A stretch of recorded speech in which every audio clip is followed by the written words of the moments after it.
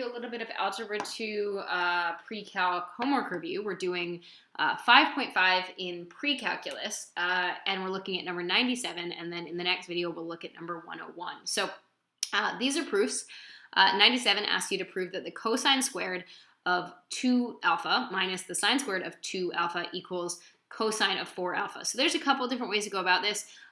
What's interesting is this is actually an easier problem than you think it is, right? So just recall that there is a trig identity, right? So there's a fact, right? Trig identities are facts that we can use.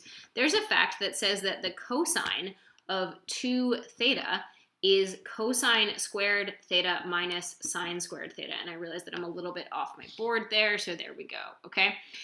So what I want to point out is that this is actually this exact formula, right? So if we recognize that this 4 alpha is a 2 times a 2 alpha, right? So here's the 2, and here's the angle theta, right? I'm going to argue that if I applied this formula, I'm able to get, I keep this side as cosine squared 2 alpha minus sine squared 2, 2 alpha equals, but then if I apply this formula, right, this fact to this side, right, in this situation, my theta is the 2 alpha, right? So cosine of 2 theta is cosine squared theta minus sine squared theta. So this would be, based on that formula, cosine squared theta, which in this case, my theta was a 2 alpha, right? Minus sine squared theta, which again was a 2 alpha, and that's my formula, QED. Now there's other ways to go about it.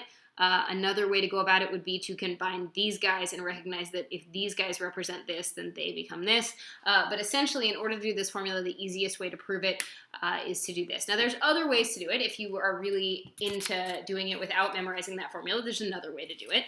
As with almost all of these trig proofs, there's lots of different ways to do them.